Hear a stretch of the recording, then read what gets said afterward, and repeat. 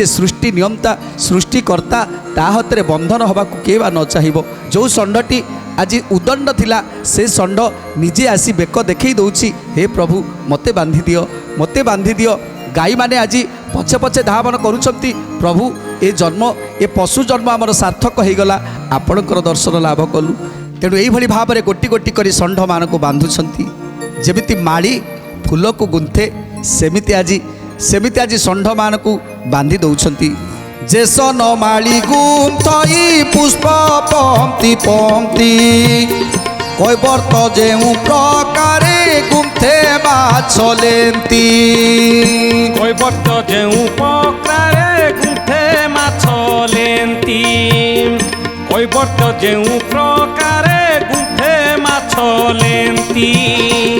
सते षंड को बांधिले सही परकारे जय ध्वनि उच्चारिले स्वर्गरे अमरे, जय ध्वनि उच्चारिले स्वर्गरे अमरे, जय ध्वनि उच्चारिले स्वर्गरे अमरे।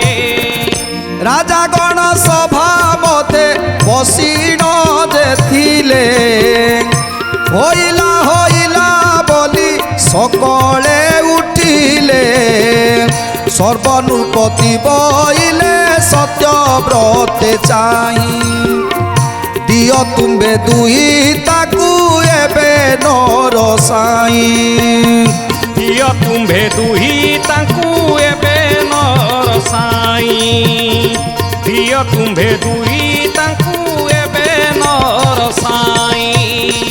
समस्त राजा माने आज सत्यव्रत राजा को कहउचंती, हे सत्यव्रत राजा तमे परा क्षत्रिय, देख ये ब्राह्मण दरिद्र ब्राह्मणटा ये षंड मान को बांधी देला, तेणु जदि जदि षंड मान को बांधी देला ताले तांको सहित विभागर करिदियो तांको सहित विभागर दरिद्र ब्राह्मण सहित। तेणु राजा माने कहउचंती देख ये जो अधर्म कार्य हब गोटे ब्राह्मण सहित तुमर कन्या को तुम विवाह दब, गोटे दरिद्र ब्राह्मण ता सहित तुमर कन्या को विवाह दब, ये कथा तुमको लज्जा लगनी।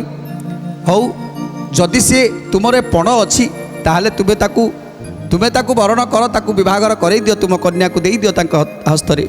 जेतले राजा माने ये कथा कहउचंती कहा कथा को सत्यव्रत कान को नौ नांती, सत्यव्रत केवल गोटी कथा चिंता करुछंती जे ये होउछंती परम ब्रह्म नारायण, ये होउछंती निराकार निरंजन, जहाँ को से दिन कही देइथिले दुर्वासा ऋषि जे हे सत्यव्रत तमे दिने स्वयं नारायण को दर्शन पाइब।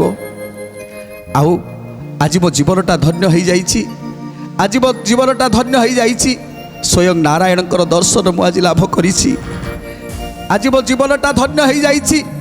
जो कन्या दुईटी श्री आउ सत्यवती आज मु प्रभुंक सहित ताकर विवाह करैबी, आउ प्रभुंकर मु श्वशुर हेबी। ए कथा शुणी आज मनटा तांकर आनंदरे गदगद हो जाउछि, आनंद मुखरित हो जाउछि। तेणु आज खुशी रे आनंदरे विभागर आयोजन करने मंत्री पारिषद गण मान को अनुमति दौरान।